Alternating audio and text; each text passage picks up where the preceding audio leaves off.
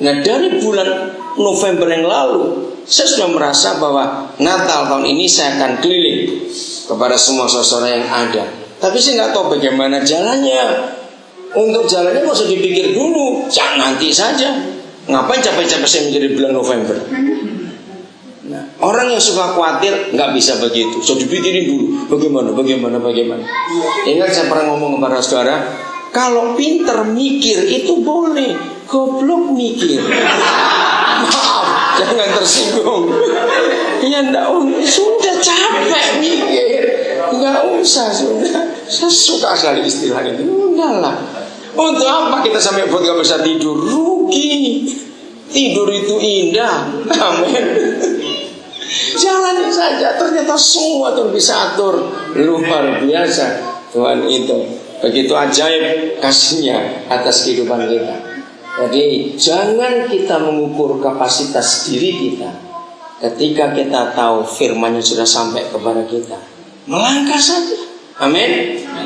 Berani tahun depan hidup dengan cara seperti itu? Bukan iman nekat loh, beda loh. Bukan iman nekat, kalau iman nekat salah. Firman datang dulu baru kita katakan ya. Jangan karena kita ingin, nah itu yang salah. Jangan, kita jangan dulu. Tuhan pasti akan menyertai karena Dia tahu bahwa yang kita mau lakukan apa yang telah difirmankannya. Ini kita pakai istilah manusia saja. Setelah kita tahu apa yang dikatakannya, lalu kita pegang, kita lakukan. Saudara, Tuhan maaf ya Tuhan saya ngomong ini. Maka kalau sampai nggak jadi, yang malu Dia, bukan kita. Ya betul tidak? Kenapa Dia harus malu? Karena Dia ngomong, saya nggak ngomong apa-apa. Saya cuma jalan saja apa yang Dia sudah katakan. Nah itu iman kita. Iman harus punya dasar. Betul, apa alasannya? Dan itu luar biasa. Abraham punya iman ketika dia berani menyerahkan Ishak. Ternyata imannya Abraham baru ditulis di Ibrani 11. Bayangkan jauh sekali itu udah kejadian. Waktu di kejadian Ishak dia menyerahkan Ishak, itu nggak ditulis apa dasar iman Abraham. Tapi di Ibrani 11 ditulis. Ternyata imannya dasar begini. Abraham itu sudah percaya kalau toh Ishak itu mati, Tuhan bisa membangkitkannya lagi. Itu dasar imannya. Maka itu dia nggak bertengkar dengan Tuhan untuk menyerahkan Ishak. Karena dia tahu kalau terus mati Tuhan bisa menghidupkannya lagi. Nah ini cara kita hidup di tahun yang akan datang. Biarlah Natal tahun ini menjadi arti yang luar biasa untuk kehidupan kita semuanya. Bahwa kita mau hidup sejalan dengan apa yang telah difirmankannya. Untuk apa saja lakukan apa yang telah difirmankannya. Bagian terakhir kitab Yunus ada kata penting. Saya pernah bagikan ini kepada saudara, tapi hari ini kita ingat lagi. Pasal yang pertama ayat 17. Biarlah tahun yang akan datang kita hidup sederhana tapi pasti dan mantap, karena kita hidup atas semua yang telah Dia firmankannya kepada kita. Maka atas apa? Penentuan Yahweh datanglah seekor ikan besar yang menelan Yunus. Atas penentuan. Bayangkan ikan saja hidup atas apa yang telah difirmankan Tuhan. Masa kita kalah dengan ikan? Betul tidak sah? Ikan saja semua yang dia lakukan atas penentuan Yahweh. Saya percaya pasti ikan ini punya nama. Karena kalau Tuhan cuma panggil ikan besar, jatuh semua ikan besar itu nanti pasti Tuhan panggil dengan namanya. Tidak mungkin tidak. Jadi ikan aja nurut dipanggil. Kita nggak budek dipanggil nggak nurut. Terlalu betul ini. Jadi ayo kita belajar betul hidup itu seperti yang telah difirmankannya. Oke, saya baca lagi. Maka atas penentuan Yahweh datanglah seekor ikan besar yang menelan Yunus. Dan ini hebat, menelan saudara. Tuhan berkata, hai ikan yang kamu kunyah, telan saja. Coba Tuhan nggak pakai firman telan. Nah ini cara kita belajar firman. Perhatikan kata per kata. Semuanya ada artinya. Apa itu? Dan Yunus tinggal di hotel perut ikan 3 hari 3 malam lamanya. Gratis mau? Kita lanjut pasal yang kedua. Hebat sekali. Ayat yang ke-10.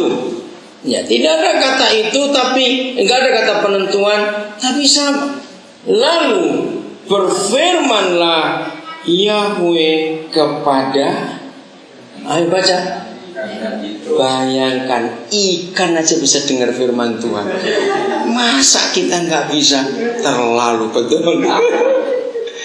Berfirmanlah Yahweh kepada ikan itu. Jadi saudara, tahun depan hidup ini akan pasti indah kalau kita hidup seperti yang telah difirmankan atas kita. Jalani saja. Dan ikan itu pun memuntahkan Yunus ke darat. Saya pernah, saudara, waktu pertama kali belajar ini, saya itu coba belajar dari ikan itu. Pasti ikan itu bingung. Aku dimakan nggak kenyang-kenyang. Tapi nggak dikunyah. Betul nggak? Bisa bayangkan Yunus jalan-jalan di perut itu, ikan itu bingung. Ngapain ini orang di situ? Dan ketika sampai waktunya suruh muntahkan, dia nurut muntahkan itu. Saya nggak habis pikir ikan ini bisa begitu taat kepada firman. Jadi hubungkan lagi Matius 1:22 tadi. Semua itu terjadi seperti yang telah difirmankan, dan ikan ini pun melakukan itu. Pasal 3 ayat 1. Sekalipun kita tahu hal ini, tapi kiranya jangan jadikan patokan. Datanglah firman Yahweh kepada Yunus untuk kedua kali. Saudara, dalam hidup, dalam dunia ini, dalam ilmu manajemen juga, saudara pasti kenal ada istilah the second chance, kesempatan yang kedua. Sekalipun ayah di surga bisa berfirman untuk kedua kali, jangan kita pakai cara ini. Sampai Tuhan bisa berfirman kedua kalinya, karena Yunus itu dablek. Kan Yunus itu keras kepala.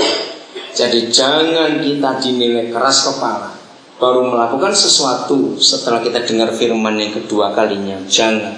Tapi begitu sekali ada firman, lakukan. Katakan amin. Berbahagialah kita kalau kita bisa taat dalam hidup ini. Bangunlah, pergilah. Saya nggak usah baca lagi. Kita tahu apa yang sudah dialami oleh Yunus. Pasal yang keempat, Yunus marah. Kita tahu semua itu. Ayat yang ke ayat 5 dulu. Ini kurang ajar Yunus. Saya baca ayat 5 dulu, pasal 4. Yunus telah keluar meninggalkan kota itu dan tinggal di sebelah timurnya. Ia mendirikan di situ sebuah pondok dan ia duduk di bawah naungannya. Lihat ini kurang ajarnya. Menantikan apa yang akan terjadi atas kota itu. Ngerti yang dimaksud firman ini? Jadi dia sudah khotbah, sudah KKR 3 hari loh, gratis lagi KKR, nggak pakai panitia. Terus dia keluar. Kalau saudara baca di ayat yang keberapa, dia cari tempat yang agak tinggi. Kenapa? Lihat di Nabi ini ada iklan cari tempat aman apa itu? Saya coba pertama bingung. Tadi Cik Lu suka tanya apa iklan itu? Iya, zona aman itu tempat tinggi. Nah, Yunus sudah khotbah untuk bangsa itu bertobat, tapi dia tetap harap Tuhan menghukum. Bayangkan, kurang ajar nggak abatuan kayak begini? Nah, ini yang saya belajar. Berarti Yunus khotbahnya sepenuh hati tidak? Jawab Yunus khotbahnya sepenuh hati tidak? Enggak. Bayangkan, khotbah nggak sepenuh hati aja bisa orang bertobat. Apalagi kalau sepenuh hati. Maka itu kalau hamba-hamba Tuhan sudah khotbah teriak-teriak nggak ada orang bertobat, bagaimana itu? Ini setengah hati sih bisa buat orang bertobat. Dan dia menantikan yang jelek. Ayat 6 Yunus 4. Lalu atas penentuan Tuhan Yahweh tumbuhlah sebatang pohon jarak melampaui kepala Yunus untuk menaungi, agar ia terhibur daripada kekesalan hatinya. Yunus sangat bersuka cita karena pohon jarak itu. Pohon aja taat atas penentuan Tuhan. Luar biasa. Kita memang lihat pohon itu hebat. Kita tebang dia, kita buang dia, hidup lagi. Betul nggak? Luar biasa lihat mereka. Tetapi keesokan harinya ayat 7, ketika fajar menyingsing, atas apalagi penentuan Tuhan, datanglah seekor ulat atau cacing. Bayangkan, ulat aja dengar firman Tuhan. Masa kita tidak? Terlalu betul kita ini. Kenapa? Puasanya semua binatang yang berpuasa. Atas penentuan Tuhan datanglah seekor ulat